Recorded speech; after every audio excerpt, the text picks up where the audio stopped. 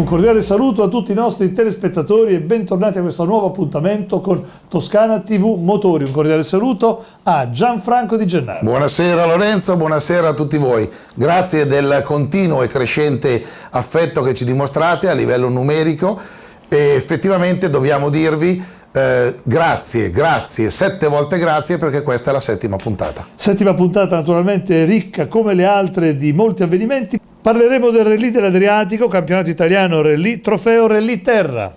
Terza gara del CIR, acronimo di campionato italiano Rally, e debutto del trofeo Rally Terra. Poi la velocità, Autodromo di Vallelunga, campionato italiano Gran Turismo e Italian Formula 4 Championship. Il debutto per ambedue queste specialità della velocità.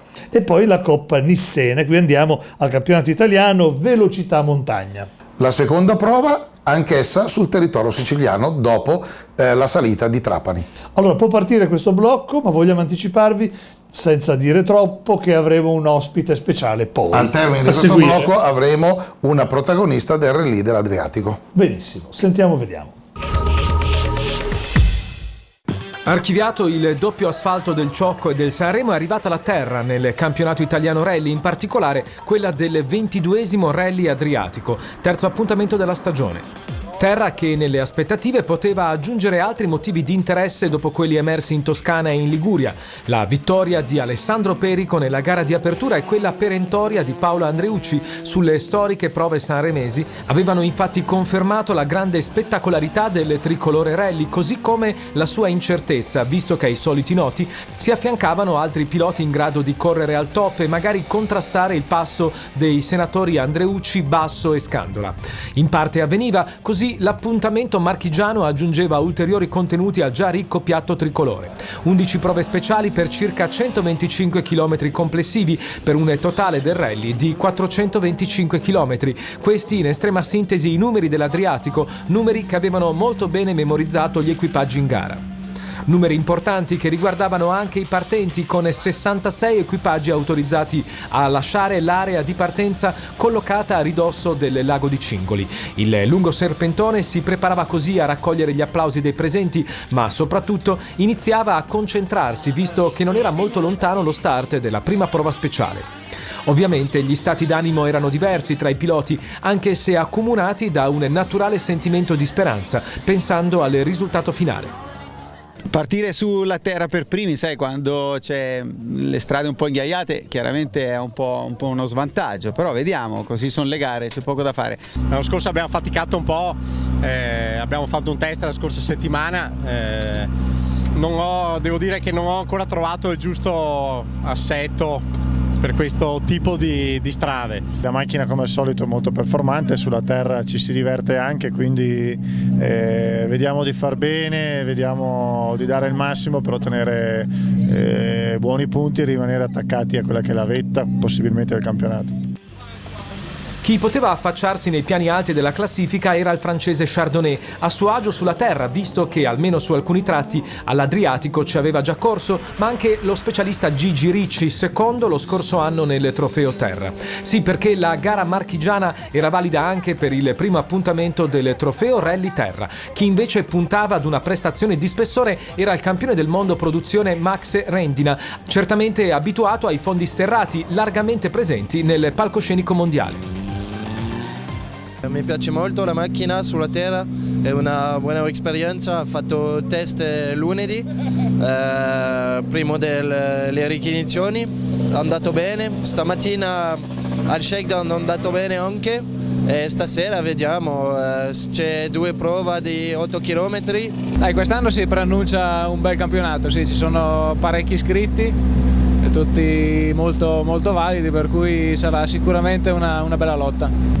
Siamo venuti in gara per ritornare a fare una garetta in Italia in vista del Portogallo, perché c'era un fermo troppo distante tra Messico e Portogallo, poi provare il cambio sequenziale e le gomme FIA, perché in Messico mi ero adattato molto bene, però volevo provarle su un fondo sterrato come questo dell'Adriatico.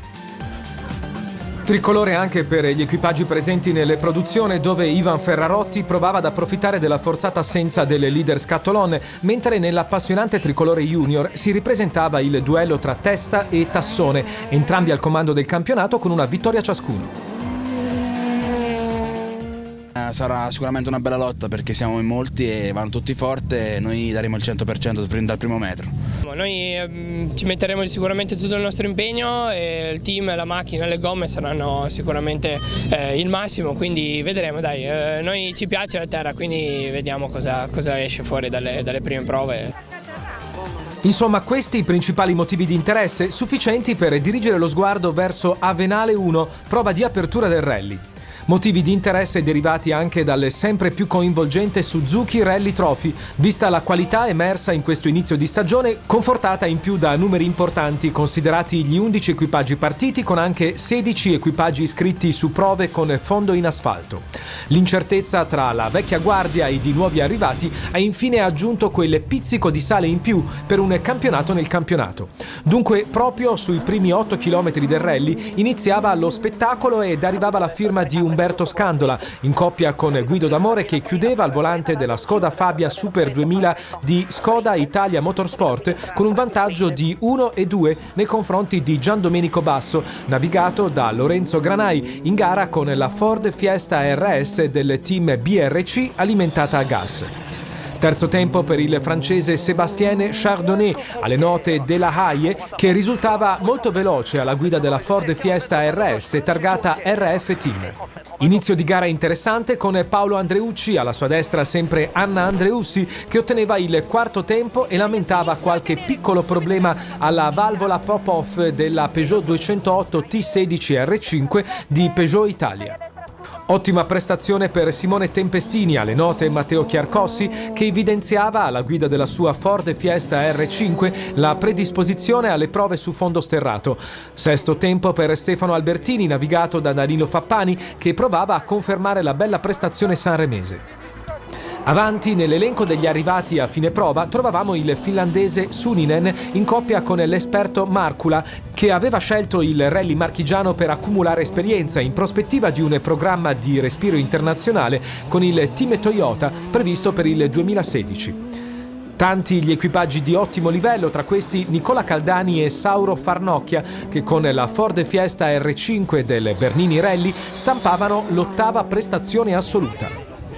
Giusto il tempo di completare il giro e ritrovavamo gli equipaggi allineati sulla ripetizione di Avenale. Stessa prova e stessi vincitori, visto che si riconfermavano Scandola, D'Amore, tanto per ricordare che il primo passaggio con il miglior tempo non era certo stato il frutto di un episodio casuale. Seconda piazza per il francese Chardonnay di Ford Racing Italia, che aumentava subito il suo ritmo, risultando più veloce di appena 4 decimi nei confronti di Basso. Ancora Andreucci, che inseguiva in quarta posizione, che pagava qualcosa partendo con il numero 1, ovvero spazzolava le strade per gli altri equipaggi. A seguire si confermavano Albertini, Tempestini e Suninen, mentre in ottava posizione saliva la Peugeot 207 Super 2000 preparata da Munaretto e pilotata da Mauro Trentin. Alla sua destra Alice De Marco, che di fatto risultava il migliore dei partecipanti al trofeo Rally Terra. Alle sue spalle arrivava un altro specialista dei fondi sterrati in lotta per il trofeo Rally Terra, Gigi Ricci, in coppia con Christine Pfister, in gara con la Ford Fiesta R5 del Bernini Rally. Top 10 chiusa da Alessandro Taddei, navigato da Marchiori, che alla guida della sua Mitsubishi Lancer Evo 9 precedeva Ciava, in coppia con Ciucci al volante della Ford Fiesta R5, anche questa del Bernini Rally. Nel frattempo la notte avvolgeva i partecipanti al rally e molti equipaggi affrontavano la speciale con l'indispensabile supporto di fari supplementari. Fra questi si distingueva Fabrizio Andolfi Junior, alle note Rocca, che alla guida della Renault New Clio R3 targata RS Sport risultava il più veloce nel tricolore produzione. A proposito di tricolori, fin dalle prime battute si confermava di nuovo molto interessante il duello tra Giuseppe Testa, navigato da inglesi, con la Peugeot 208 R2 del Friul Motor, che guadagnava 2 secondi sul suo diretto avversario Michele Tassone, alle note Miki, che invece era in gara con la Peugeot 208 R2 ufficiale di Peugeot Italia.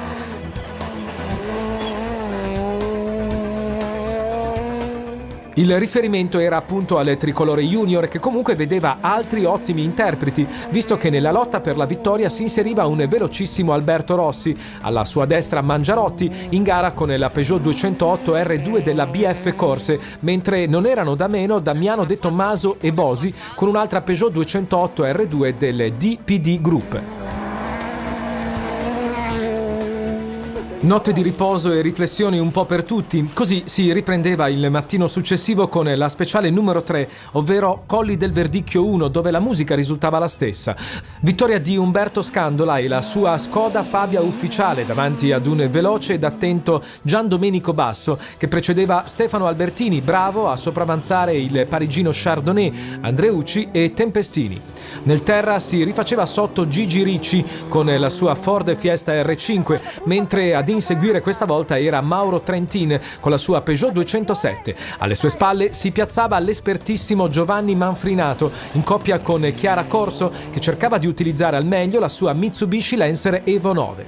In questa prova si registravano alcuni importanti abbandoni che coinvolgevano Fabrizio Andolfi causa la rottura del semiasse al momento del ritiro primo nelle produzione, Nicola Caldani con la Ford Fiesta R5 e lo junior Gianandrea Pisani per incidente. A proposito di junior, molto bravo Damiano De Tommaso, che con la sua Peugeot 208 R2 staccava tutti gli altri junior presenti. Altro giovane in vista, Luca Panzani, in coppia con Sara Baldacci. Il lucchese provava con successo a mantenere la testa del trofeo Renault Twingo R2 Top. Altro monomarca molto interessante risultava il Suzuki Rally Trophy, con la bagarre iniziale tra Claudio Gubertini, alle note Ialungo, e Alessandro Uliana, in coppia con Mad Jack, entrambi alla guida delle valide Suzuki Swift R1.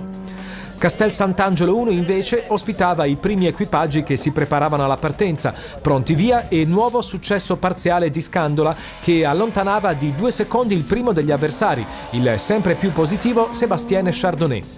Bene Basso terzo davanti ad un Paolo Andreucci che ancora non trovava il ritmo giusto di guida. Molto bravo Mauro Trentin, più volte vincitore del trofeo Terra, che stampava un ottimo quinto tempo assoluto, stesso tempo del finlandese Suninen al volante della sua Skoda Fabia Super 2000. Sempre nel terra, seconda prestazione di Ricci, mentre terzo si affacciava Giuseppe Dettori, alle note Pisano, anche lui al volante di una Skoda Fabia Super 2000 del Portocervo Racing Team. Prova speciale che risultava fatale ad Albertini, visto che arrivava al controllo stop con oltre 5 primi di ritardo a causa di una perdita di olio dal motore della sua Peugeot 208 R5. Gara praticamente terminata per l'equipaggio del team Munaretto, ma anche la prova terminava quando Tempestini sbandava e suo malgrado andava ad ostruire il passaggio degli altri equipaggi. Tutti in trasferimento verso la prova dei Laghi 1, dove tanto per cambiare arrivava l'ennesima vittoria per Umberto Scandola, sempre molto forte su terra e particolarmente in forma nella circostanza. Così non rimaneva nulla agli avversari, anche se tra questi si distingueva ancora una volta il francese Chardonnay, che chiudeva secondo a soli 4 decimi. Nel terra di nuovo Ricci davanti, con questa volta Trentin e Manfrinato ad inseguire. Tra gli junior ancora un ottimo tempo per Giuseppe Testa davanti a Michele Tassone e Alberto Rossi. Nella ripetizione di Colli del Verdicchio, dunque la speciale 6, si aggiungeva un'altra firma di Scandola, questa volta davanti a Basso e Chardonnay. Prova però caratterizzata dall'uscita di strada di Rudy Barbero in coppia con Maia Barbero, che costringeva ancora una volta la direzione gara ad intervenire con conseguente ritardo. Anche qui trasferimento verso la ripetizione di Castel Sant'Angelo, dove la sorpresa era rappresentata dalla vittoria di Sébastien Chardonnay, che così centrava il suo primo obiettivo, la prima vittoria in una prova speciale. In ogni caso, nell'assoluta regnava sempre incontrastato Umberto Scandola, che poteva contare su un vantaggio di 17,9 sullo stesso Chardonnay, 36,1 su Basso, 49,2 su Andreucci. Quinto assoluto e primo del trofeo Rally Terra Mauro Trentin, che aveva a disposizione un vantaggio di 17,4 su Gigi Ricci. Chi invece a questo punto del rally non si riteneva particolarmente soddisfatto era Ciaba, alle note Ciucci, che continuava ad avere un rapporto problematico con i freni della sua Ford Fiesta R5, mentre il romano Max Rendina non si trovava particolarmente a suo agio sulle prove brevi, con in più ancora i problemi derivanti da una vecchia frattura. Chi invece si riteneva pienamente soddisfatto era Alberto Rossi, che seppur di poco comandava le operazioni nel bellissimo tricolore junior. Inseguivano i due Galletti, Tassone e Testa, produzione invece nelle salde mani di Ivan Ferrarotti, in coppia con Fenoli, in gara sempre con la Renault Clio R3 della Gima Autosport dopo il ritiro di Fabrizio Andolfi, mentre nel Suzuki Rally Trophy si delineava ulteriormente il primo posto di Alessandro Uliana, che poteva contare su un margine di 10-1 nei confronti di Claudio Gubertini. Rally dunque che si proiettava verso la fase finale con gli ultimi risultati parziali che evidenziavano 2 prove speciali vinte da Giandomenico Basso e ancora una prova vinta da Sébastien Chardonnay, con comunque un più attento Umberto Scandola, pronto ad evitare qualsiasi insidia, considerato che il vantaggio sul secondo era importante, anche se non abissale. Arrivava così una schiacciante vittoria per l'equipaggio di Skoda Italia Motorsport, che si rilanciava prepotentemente nella lotta per il titolo, mentre la bella sorpresa era rappresentata dal secondo posto finale del parigino Chardonnay, con Giandomenico Basso che completava il podio, ancora quest'anno alla ricerca della prima vittoria, ma vicinissimo alla vetta del tricolore rappresentata da Paolo Andreucci, sulla terra marchigiana quarto assoluto e però un po' in ombra nella circostanza. Siamo andati bene, abbiamo trovato il giusto feeling fin dalla prima prova e la macchina si adattava perfettamente alle Michelin. Siamo contenti che nella Super 2000 ancora Skoda sia così competitiva rispetto anche alle R5. No, sono contento e Thibaut anche ha fatto una bella gara per la sua prima gara nel campionato d'Italia. Sono contento. Abbiamo sofferto abbastanza, però assieme agli ingegneri, soprattutto all'ingegnere Rizzo e Calì e assieme alla squadra siamo riusciti a trovare una soluzione di assetto che mi ha permesso di mantenere perlomeno la terza posizione importante, quindi un bilancio positivo. Dai. Al di là del primo giro che abbiamo dovuto pulire la strada per buona parte, buona parte della gara, però dopo non ho infilato le regolazioni, ho fatto degli sbagli e non sono andato bene. È stata una gara, pazienza, sono andati molto forte invece gli altri, per cui complimenti a loro perché hanno fatto veramente degli ottimi tempi. Trofeo Rally Terra che andava invece ad appannaggio di un sempre forte Mauro Trentin davanti a Gigi Ricci, che le ha provate tutte per non farsi superare. Comunque prezioso il suo piazzamento. Sì dai, come inizio va bene così. Dopo 5 mesi di inattività e molti di più senza salire sulla Super 2000, con gomme nuove, le Yokohama, che abbiamo cercato di conoscere in questa gara. Abbiamo giro dopo giro cercato di tenere un buon ritmo senza sbagliare, cambiando sempre le regolazioni della macchina, quindi per la prima va bene così, c'è ancora molto margine, quindi direi che per la prima siamo a posto. La gara tutto sommato è finita bene, è iniziata non benissimo perché i distacchi all'inizio erano abbastanza elevati, poi ho cominciato a prendere il ritmo sulla gara, ho fatto dei bei tempi per cui mi sono tolto anche qualche soddisfazione. Alla fine nel campionato italiano junior vinceva ancora Michele Tassone davanti a Giuseppe Testa, con il terzo posto per Nicolò Marchioro, in coppia con Marchetti davanti a Rossi, che pagava le conseguenze di una foratura dopo aver occupato il primo posto. Nelle produzioni vittoria portata a casa dal campione in carica Ivan Ferrarotti. Lui ha dato il tutto, noi abbiamo dato il tutto, lui ha toccato leggermente, deve aver forato e noi lì non lo sapevamo, abbiamo di nuovo dato tutto quello che avevamo, abbiamo abbassato di 6 secondi rispetto al giro prima, è stato davvero bello e emozionante fare una gara così e ringrazio chi permette sempre di fare, che mi ha permesso di essere qua e di essere qua a vincere. Sì dai, diciamo che i tempi imposti un po' ci hanno penalizzato, poi sull'ultima abbiamo provato a dare il tutto per tutto, ma si è stallonata una gomma, ancora non abbiamo capito bene il perché. Molto bene dai, siamo contenti in ottica produzione, una volta che comunque Andolfi si è fermato abbiamo cercato di arrivare in fondo per prendere punti importanti. Il trofeo Renault Twingo R2 Top è stato ancora una volta conquistato da Luca Panzani, mentre nel Suzuki Rally Trophy l'ha spuntata il veneto Alessandro Uliana dopo una bella lotta con Claudio Gubertini. I due piloti alla guida delle Suzuki Swift Sport hanno registrato una differenza di soli 6 secondi e 8. Uliana è risultato vincitore anche del trofeo ACR1.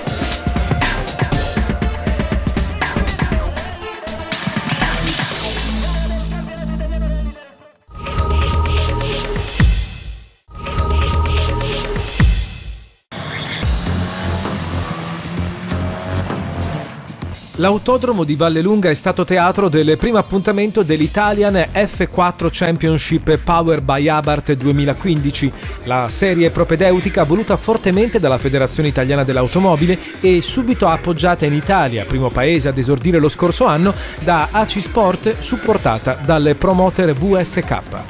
Il campionato quest'anno cresce ulteriormente con 26 vetture schierate al via, 4 in più dello scorso anno. Ma non solo, sono infatti 17 le nazionalità dei piloti provenienti da 3 diversi continenti, Europa, Asia e Sud America, tali da rendere il campionato una manifestazione sportiva dal respiro mondiale.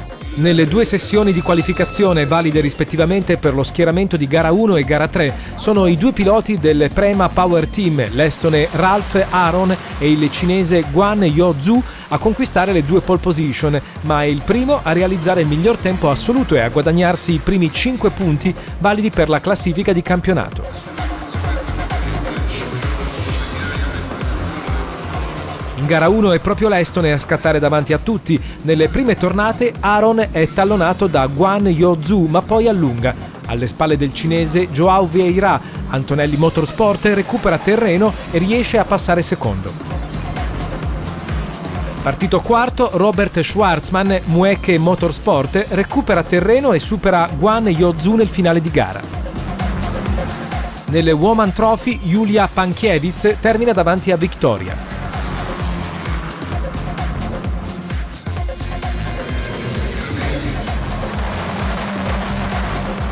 Nella gara sprint da 18 minuti più un giro, il russo David Alexander Beckman della Mueche Motorsport sfrutta la seconda posizione di partenza data dall'inversione dell'ordine di arrivo di gara 1 per passare subito al comando e vincere gara 2.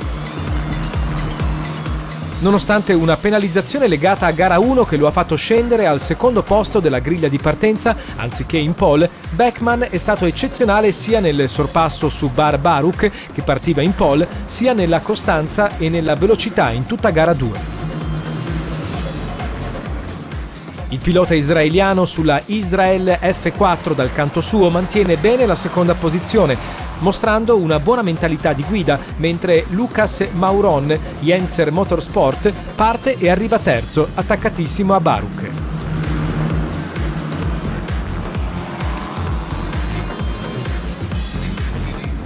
Entusiasmante battaglia per il quarto posto tra Joao Vieira, Antonelli Motorsport, Robert Schwarzman, Mueche Motorsport e Kevin Perez Kainat, Malta Formula Racing, che hanno battagliato ruota a ruota fino all'ultimo, mostrando maturità di guida nell'evitare contatti.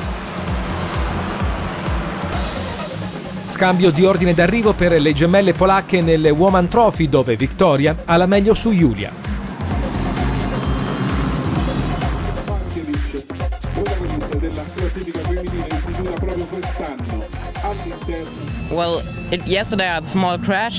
Ieri ho avuto un piccolo incidente in gara 1 che abbiamo sistemato per gara 2, oltre a ricevere una piccola penalità che mi ha fatto partire secondo anziché primo. Ciò non è stato un problema perché dopo il primo giro ero già al comando.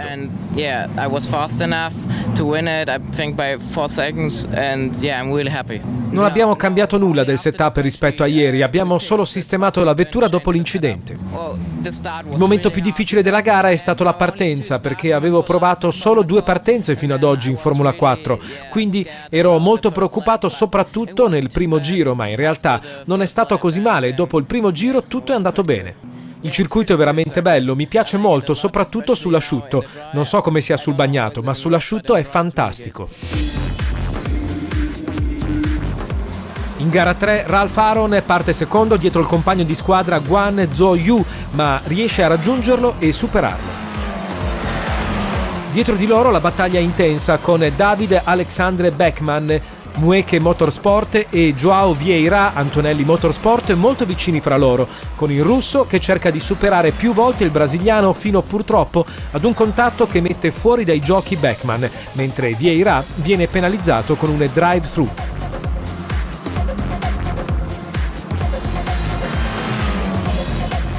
Ottimo risultato per il primo italiano sul podio in questa stagione, Matteo Desideri Antonelli Motorsport, arrivato terzo dopo essere partito sesto. Desideri ha sfruttato l'incidente tra Beckman e Vieira, ma ha anche mostrato di migliorarsi gara dopo gara.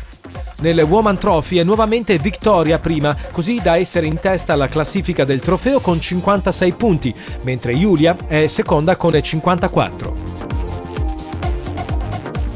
Nel campionato è Ralph Aron con 2 vittorie, il tempo più veloce delle 2 qualifiche e il giro veloce in gara 1 a guidare la classifica con 56 punti, seguito da Guan Yo-Zhu con 31 e David Alexandre Beckman con 25.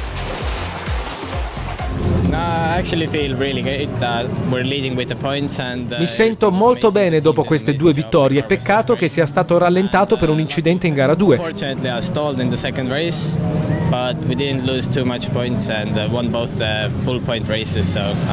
Sono riuscito a partire molto bene e piazzarmi in terza posizione per poi guadagnare la seconda posizione dopo la terza curva per poi passare al comando. And then about half the race distance I was second and then caught up the leader and got past him. Nelle ultime tornate Guan Yo-Zhu si è riavvicinato e credo fossimo i 2 più veloci in gara. Ho dovuto difendere la posizione un poco. Quite nerve-wracking because he caught up and I had to defend a little bit, but he gonna get past and I think. Well, I think that it's just us. Il Woman Trophy è un'ottima idea ed è certamente positivo ed entusiasmante parteciparvi. Yeah, I think it's nice. I think it's a very good idea. It's very Il Woman Trophy è assolutamente un'ottima idea, oltre a non esserci nulla di analogo oggi nei vari campionati. It's a very good idea. Yeah, we didn't do much testing before, so we still need to Rispetto al kart, la Formula 4 è certamente molto più veloce, oltre ad avere le marce, cosa alla quale non siamo abituate perché nei kart non abbiamo corso con le marce.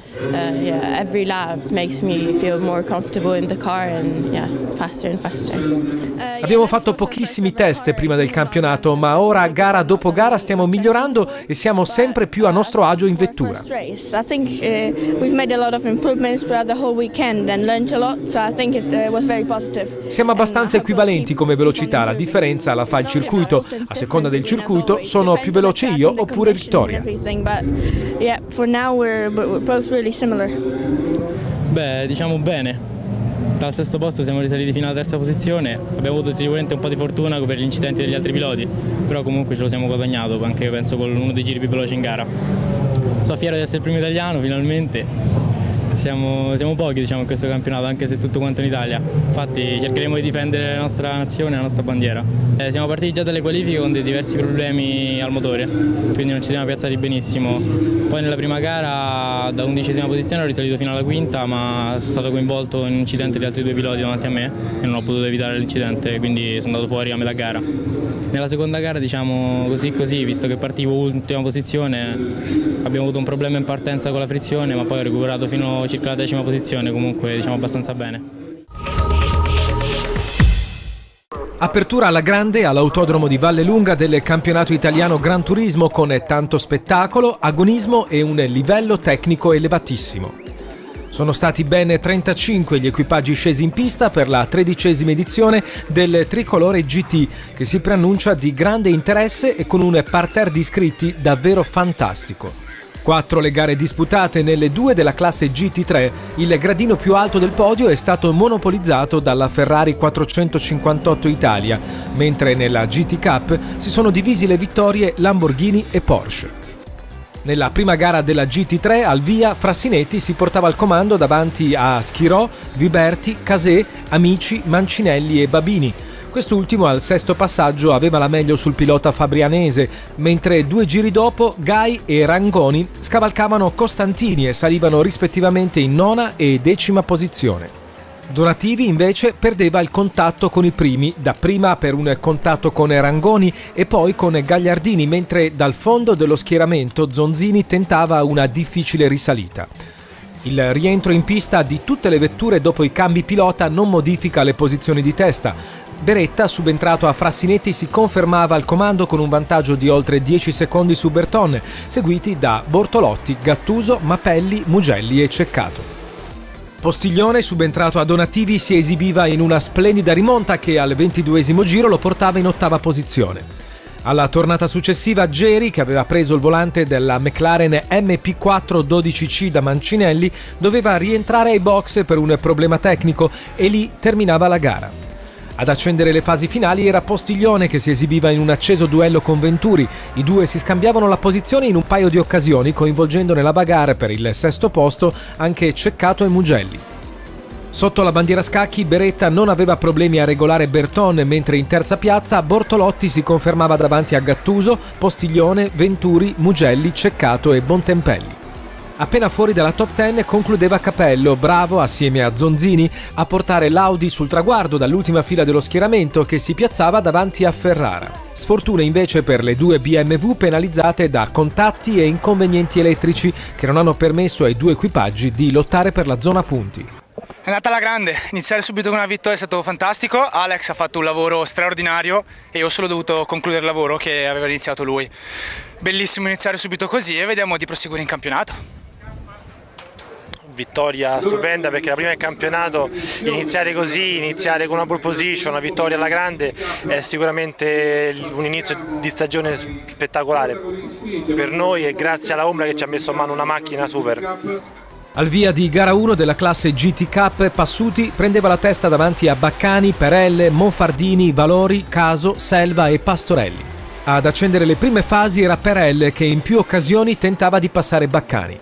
Il pilota dell'Ebi Motors era bravo a rintuzzare tutti gli attacchi, ma all'8º giro il sudafricano riusciva nell'impresa, mentre Caso risaliva in 5ª posizione, alle spalle di Valori. Al rientro in pista, dopo i cambi pilota, Zanardini, subentrato a Perelle, scavalcava subito Goldstein, succeduto a Passuti, mentre Venerosi si insediava in terza posizione davanti a Pastorelli e Maino. Ma al 25esimo giro Goldstein era costretto al ritiro per decciappamento di un pneumatico, lasciando la seconda piazza a Pastorelli in grande rimonta. Sul traguardo Zanardini andava a cogliere la prima vittoria della stagione davanti a Pastorelli, Venerosi, Maino e Del Prete. I'm very happy with the result. Very happy. Prima gara di campionato e direi ok, il team Bonaldi ha lavorato benissimo come al solito, il mio compagno è un grande e con la prima vittoria è meritata, è un grande lavoro di squadra e sono contentissimo. La seconda gara della classe GT3 si accendeva sin dal giro di lancio. Francioni denunciava subito problemi alla sua McLaren ed era costretto al ritiro, mentre Venturi prendeva il comando su Bortolotti, Gattuso, Postiglione, Mapelli, Berton, Ferrara e Beretta. Nella bagarre delle prime battute Ceccato urtava le barriere di protezione, concludendo anzitempo la gara, seguito al 4º giro da Geri, anche lui penalizzato come il suo compagno di squadra Francioni da problemi di elettronica. Nelle prime posizioni l'andatura era molto elevata ed il vantaggio di Venturi saliva a oltre 2 secondi su Bortolotti, mentre Beretta e Ferrara in lotta per la 6ª piazza si toccavano. Ad avere la peggio era il pilota barese, che scivolava in 11ª posizione davanti a Capello, risalito ben presto dall'ultima fila dello schieramento. Il rientro in pista di tutte le vetture dopo i cambi pilota confermava la leadership della BMS Scuderia Italia, con Lucchini subentrato a Venturi che si portava al comando davanti a Casé, succeduto a Gattuso, Donativi, Amici, Diamato, Schirò, Gagliardini, Gai e Viberti, mentre Frassinetti, attardato dalla penalizzazione per la vittoria in gara 1, era costretto a scontare anche un drive-thru per l'incidente tra il suo compagno di squadra e Ferrara. Sfortuna invece per Viberti, attardato al cambio con Bortolotti per il bloccaggio di una cintura di sicurezza che gli faceva perdere molti secondi. Ad accendere le fasi finali erano Donativi e Amici, a lungo in lotta per la terza posizione, e Schirò che si cimentava in una rabbiosa rimonta. Al 22esimo giro il portacolori Villorba Corse superava Diamato, mentre Donativi era bravo a tenere dietro il portacolori Audi. Duello bellissimo a cui si aggiungevano anche Schirò e Diamato, ma quest'ultimo andava in testa a coda al curvone perdendo il contatto con il gruppo, così come Gagliardini che per evitare il pilota delle MP1 corse era costretto sull'erba. Al 24esimo giro Schirò aveva la meglio su Amici e alla tornata successiva riusciva a passare anche Donativi, guadagnando un'ottima terza posizione. Il ritmo non si placava neanche in vista del traguardo. Negli ultimi giri Donativi riusciva ancora a tenere dietro Amici, mentre Casè andava ad attaccare la leadership di Lucchini. L'impresa del campione in carica riusciva nel corso del penultimo giro, quando Lucchini doveva soccombere al portacolori della scuderia Baldini 27. Sotto la bandiera scacchi, Casè precedeva Lucchini e Schirò, mentre Donativi conquistava con i denti la quarta piazza, davanti ad Amici, Gai, Viberti, Zonzini e Frassinetti. Abbiamo lavorato bene tutto il weekend, anche se siamo partiti un po' in ritardo. Io voglio fare i complimenti al team, a Stefano che mi ha raggiunto quest'anno al team Baldini, col quale mi trovo benissimo, e soprattutto a voi organizzatori, perché è un campionato che penso sia di più alto livello europeo sicuramente. Complimenti a tutti. Sì, gara bellissima, campionato veramente molto difficile, combattuto. Sono contentissimo di essere qui con Lorenzo, con il team Baldini. Ringrazio tutti, abbiamo fatto un ottimo lavoro e continuiamo così. Al via di gara 2 della classe GT Cup, Pastorelli e Maino avevano la meglio sul poleman Zanardini, mentre in quarta posizione si inseriva Diamato, davanti a Carboni, Comi, Bianco, Del Prete e Zangari. Quest'ultimo al terzo giro veniva superato da Venerosi, mentre Goldstein rientrava ai box per un problema al cambio. Pastorelli al comando non aveva problemi a gestire Maino, bravo ad avvicinarsi in più occasioni al suo avversario. Nelle posizioni di rincalzo intanto Zangari e Del Prete in lotta per la nona posizione si toccavano, mentre Bianco si esibiva in un testacoda. Al rientro in pista di tutte le vetture dopo i cambi pilota, Selva, subentrato a Maino, si ritrovava in testa per la penalizzazione di Pastorelli dopo la vittoria di gara 1. Terzo era Diamato davanti a Perelle, Romani, Baccani, Monfardini, Zangari, Valori e Caso. Al 21esimo giro Baccani aveva la meglio su Romani, mentre Valori e Zangari si esibivano in un bel duello per la nona piazza. Al 25esimo passaggio Perelle scavalcava Diamato e si portava in terza posizione, alle spalle di Selva e Pastorelli. Quest'ultimo tentava il tutto per tutto e a 2 curve dalla conclusione, dopo un testa-coda del pilota AB Motors, passava al comando andando a tagliare vittorioso il traguardo davanti a Perelle, anche lui facilitato dall'errore di Selva, alla fine terzo. Diamato andava a cogliere la quarta posizione davanti a Baccani, Monfardini, Caso, Romani, Valori e Zangari. Ma guarda, è andata molto bene, anche perché come avete visto la prima parte di gara l'ha costruita magnificamente Nicola, con un vantaggio di cui io, diciamo così, ho potuto approfittare.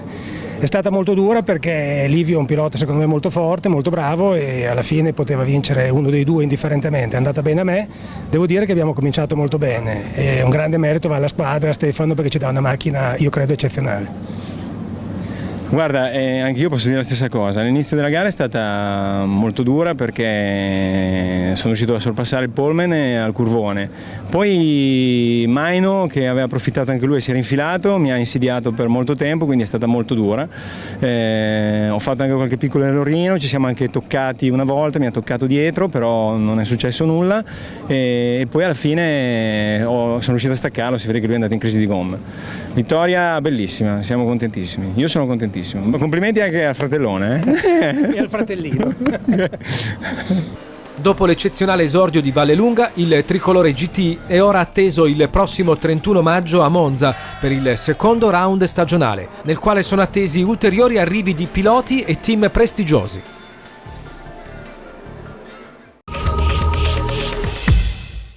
Il circus del campionato italiano velocità montagna è rimasto in Sicilia per il secondo appuntamento della stagione, spostandosi a Caltanissetta, teatro della 61esima Coppa Nissena, la longeva corsa organizzata dall'Automobile Club della città. Il grande pubblico ha accompagnato l'appuntamento sportivo. La competizione, molto combattuta e spettacolare in ogni gruppo e classe, ha avuto come ospite d'onore Emanuele Pirro, il 5 volte vincitore della 24 ore di Le Mans e attuale commissario FIA, che è arrivato in Sicilia per parlare ai giovani di sicurezza durante un incontro tenuto venerdì 24 aprile. Christian Merli su Osella FA30 Evo con motore RPE V8 da 3000 cc di gruppo E2M ha vinto la 61esima Coppa Nissena con il miglior tempo di 2.01 e 0.6 ottenuto in gara 2. Sul podio sono saliti anche il 23enne cosentino Domenico Scola, già vincitore ad Erice ed ora al comando della classifica tricolore, e il catanese Domenico Cubeda, che si è riscattato del fatale testacoda trapanese, entrambi sulla Osella PA 2000 Honda. Vincere fa sempre piacere, sicuramente in ottica campionato serviva, però stiamo lavorando e un po' alla volta miglioriamo. Non è facile perché la macchina è cambiata, pur essendo rimasta un FA30, è cambiata molto nel bilanciamento dei pesi con questo motore leggero dietro, e allora con Enzo stiamo lavorando un po' alla volta, anche con Avon che ci supporta. Forse ecco, un errore l'ho fatto io nel richiedere a loro dei pneumatici un po' troppo teneri, e adesso qui ho dovuto usare dei pneumatici che abbiamo reperito di fortuna, perché quelli che ho fatto fare io erano veramente troppo teneri. Sono contento, anche in ottica campionato questo secondo posto assoluto fa bene la classifica, e quindi andiamo avanti con la prossima tappa a Verzegnis.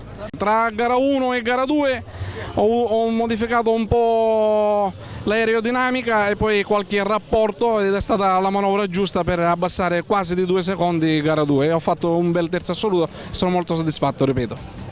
Sotto al podio il giovane Michele Fattorini, che aumenta costantemente l'intesa con l'Osella PA 2000 Honda gommata Avon, con cui dopo le prove ha saputo essere molto efficace in gara. Quinta piazza assoluta, dominio di gruppo CN con tanto di record di categoria del percorso in 2.08 e 34 per il sardo di CST Sport Omar Magliona, che ha apprezzato il rendimento della Osella PA 21 Evo Honda e il lavoro delle coperture Pirelli, che gli hanno permesso di fare la differenza sin dalle prove.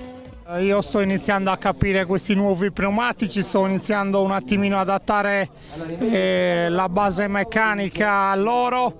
Il tempo di oggi dimostra, siamo un secondo sotto al mio precedente record, quindi più di così penso non si potesse ottenere, soprattutto in una fase per me abbastanza difficile anche mentalmente. Seconda piazza tra le CN, le biposto prototipi con motore derivato dalla serie, settimo nella generale per il calabrese della scuderia Vesuvio Rosario Iaquinta, che al debutto stagionale su Osella PA 21 Evo in gara 2 ha rimontato e sopravanzato il giovane catanese di Cubeda Corse Giuseppe Corona, ottavo al traguardo nella generale e ottimo secondo in gara 1 con la versione più datata della PA 21S dell'Osella. Sì, l'esordio stagionale è stato un po', come dire, difficile, perché il tracciato di Caltanissetta è già molto insidioso e veloce per sé. Riprendere dimestichezza con la vettura in 2 manche non è per niente cosa facile. Ad ogni modo prenderò presto le misure e speriamo di fare meglio già dalla prossima gara.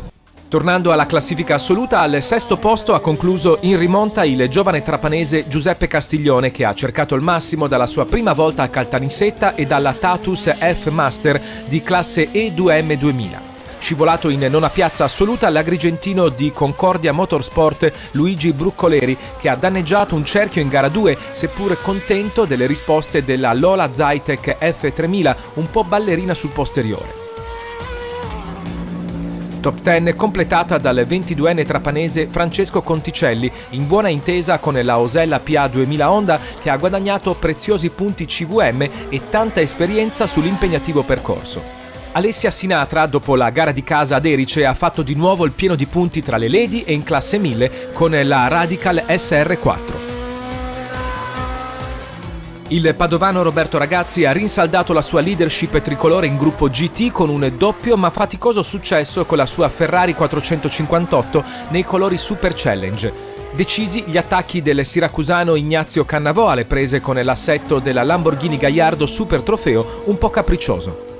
Sì, ho fatto una bella gara perché come a Erice anche qui ho tolto un sacco di secondi, 6 secondi dall'anno scorso, però è stato decisamente duro perché il mio avversario Cannavò stamattina gli ho dato 7 decimi, adesso gli ho dato 1 decimo, quindi capisci quanto tirata può essere a 135 di media. Sì, diciamo il vero problema che ho avuto è stato nell'aderenza sull'asfalto. Ho avuto problemi di trazione, ho dato il massimo, mi sono divertito e per questa gara va bene così. Andremo avanti.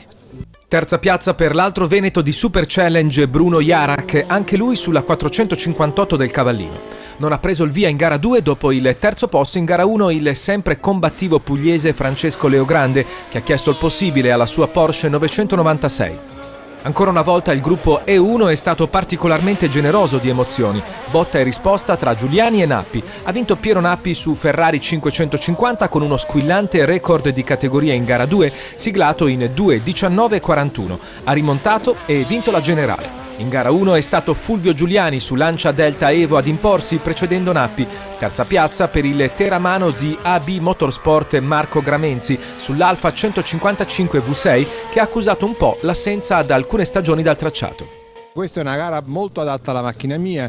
Devo dire la verità, sulla prima ha sofferto qualche problema, ma sulla seconda tutto bene. E comunque Giuliani ha fatto veramente una gara superlativa qui. Ho regolato bene la macchina anche a livello aerodinamico, che in questa gara è molto importante, e diciamo che ho sfruttato al meglio il motore della macchina perché effettivamente spingeva forte oggi, quindi la gommatura Avon nella prima manche con questa temperatura anomala qua credo mi abbia aiutato, quindi è venuto fuori questo bellissimo tempo. Sotto al podio Enrico Bettera, il Peace Card bresciano in rapido adeguamento alle salite con la Renault Megane Cup. Dominio in classe 1600 del calabrese di Gallico Domenico Chirico, in perfetta sintonia con la Peugeot 106 con cui ha preceduto il veneto Luca Gaetani, che ha guadagnato ulteriori punti preziosi sulla Citroën C2 nonostante la rottura dell'alternatore in gara 1. In classe 2000 successo per l'esperto driver e preparatore messinese Salvatore Macri sulla prestante Alfa 147. Salvatore D'Amico ha vinto il gruppo A e firmato il nuovo record di categoria con la Renault New Clio. Il portacolori catanese della scuderia Etna non ha lasciato spazio a nessuno sul tracciato di casa, staccando notevolmente la concorrenza a partire dal secondo classificato, il bravo pilota nisseno Roberto Lombardo, che ha lamentato qualche problema d'assetto sulla Renault Clio. Terza piazza per il triestino Paolo Parlato, che ha confermato con il podio i progressi della Honda Civic Type R. Mi sono trovato benissimo, abbiamo fatto un record e abbiamo raccolto il massimo che potevamo e che dovevamo. Adesso inizierà il difficile. Gruppo N a favore del sempre più frizzante campano di Trento O-Play Antonino Migliuolo, che sulla Mitsubishi Lancer ha trovato le migliori regolazioni per conquistare il record del percorso e il pieno di punti, sopravanzando il corregionale di Salerno Giovanni Del Prete, al quale a Caltanissette è mancato il feeling ottimale con il tracciato al volante della Mitsubishi Lancer, rallentato anche da un concorrente raggiunto in gara 1. Sul podio assoluto anche il sempre aggressivo driver di casa Carmelo Lanzalaco sulla Renault Clio RS, che in gara 2 ha dovuto cedere il passo a Rosario Alessi sulla Peugeot 106. In gruppo Racing Start il pugliese della Fasano Corse Oronzo Montanaro ha di nuovo fatto la voce grossa, portando davanti a tutti la sua Mini Cooper S della DP Racing, con cui ha già registrato il successo ad Erice. Per Montanaro fondamentali i riferimenti sullo scorrevole tracciato. Seconda posizione per il bresciano di Elite Motorsport Nicola Novaglio sulla Mini Cooper S del AC Racing, con cui sta rapidamente riprendendo appieno il ritmo delle salite dopo un anno di assenza. Podio delle auto sovralimentate completato dal pistoiese Andrea Giraldi, il preparatore che ha voluto personalmente testare la Mini Cooper. Tra le aspirate, in testa il reattino Antonio Scappa sulla Renault New Clio di DP Racing, seguito dal pugliese Giovanni Angelini, sempre più in assoluta evidenza al volante della New Clio, seguito sul podio dall'esperto catanese Serafino Ladelfa, che ha preso in fretta familiarità con la Renault New Clio. Tra le bicilindriche, nuovo dominio del catanese della CST Sport Andrea Currenti. Il driver di Bronte sulla Fiat 500 ha fatto ancora una volta il vuoto, bissando il successo di Erice. Davanti a Daniele Portale su Fiat 126, seguito da Giovanni Vicari, anche lui su Fiat 500.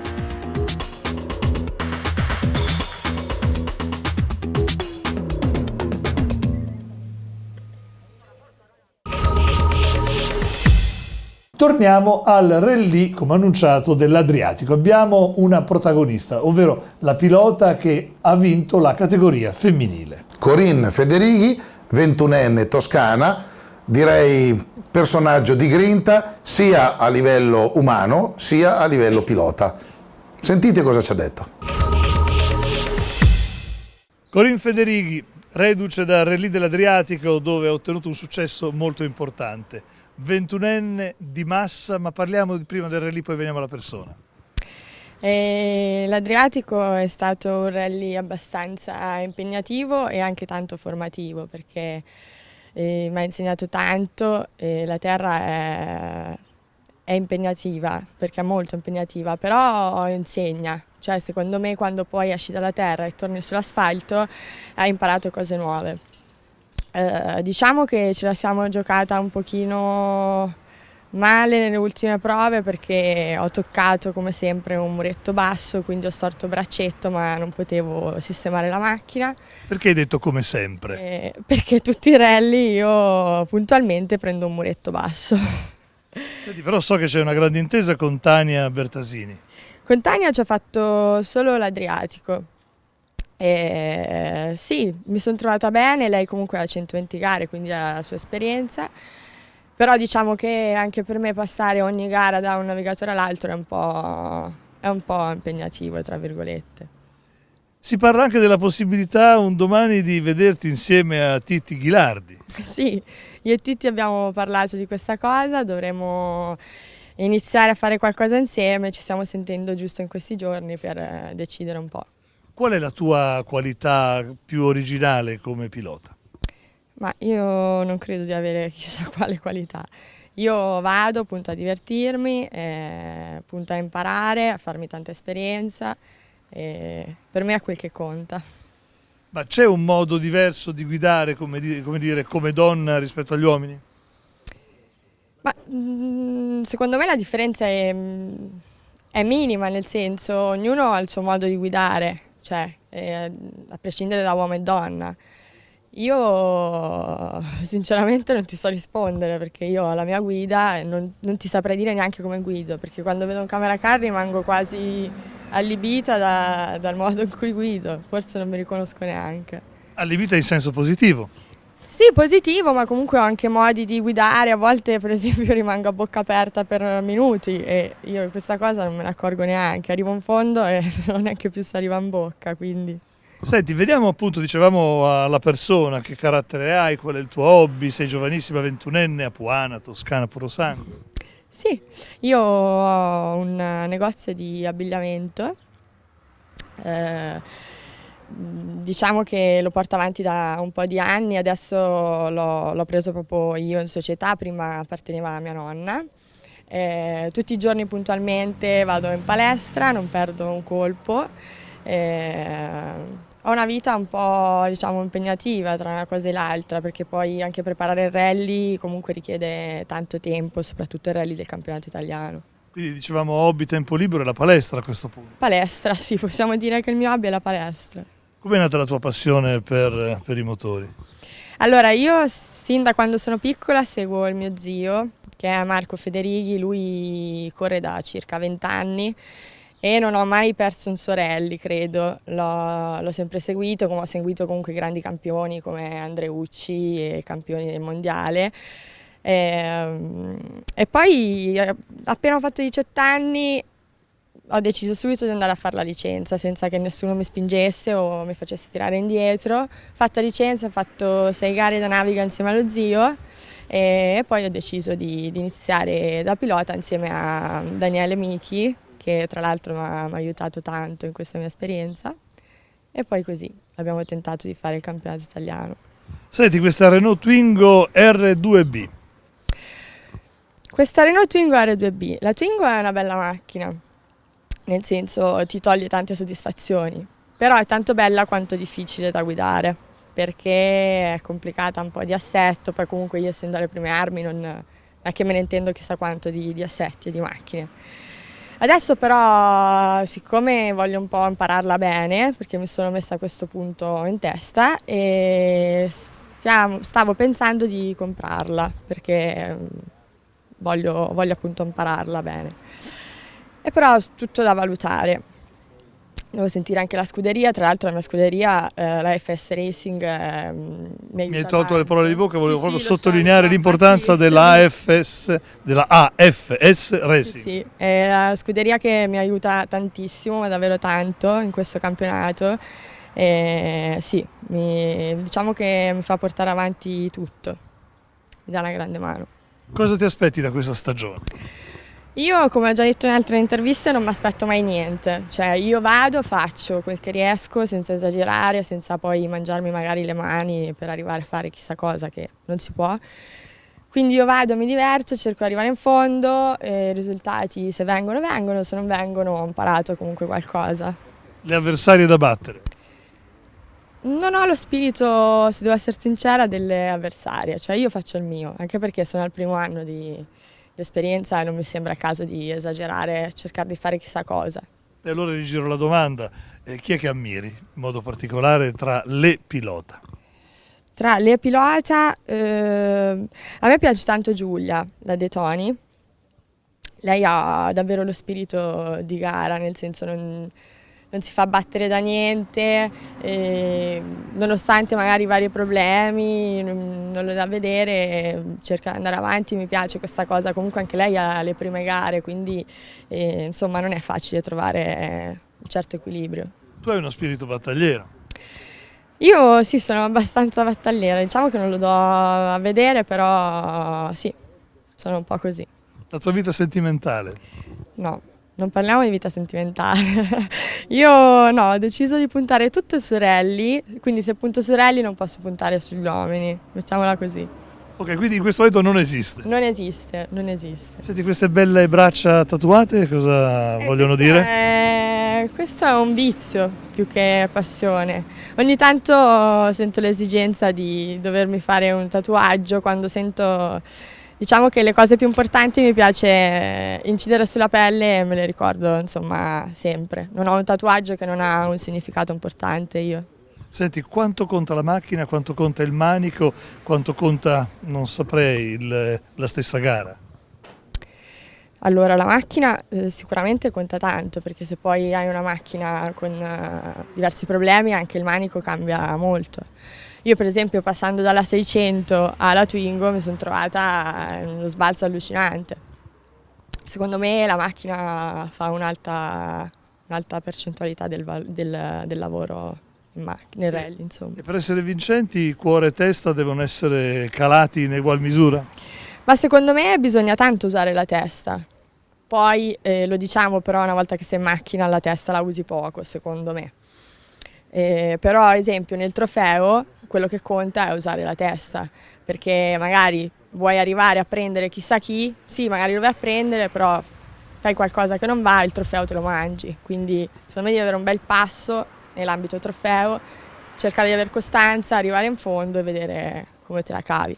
Testa, cuore, assetto, piedi, naturalmente piedi, caro Daniele, se puoi inquadrarli perché contano anche i piedi in un pilota, e soprattutto le mani, ed è con le mani potenti e belle allo stesso tempo, se ce le fai vedere, di Corinne che vogliamo terminare. Anche quell'altra.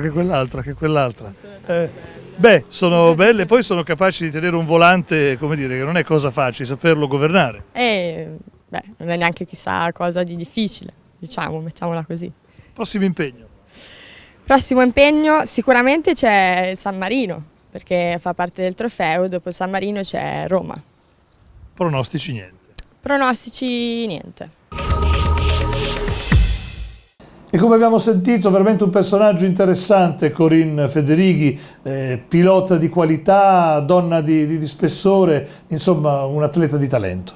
Sì, una pilota, strano chiamarla pilota, ma sono i recenti dettami della lingua imposti dalla politica, una pilota veramente di vaglia, che dimostra di essere veloce ma soprattutto consistente e con le idee ben chiare sul futuro. Questa la dice lunga su ciò che potrà fare nelle prossime stagioni.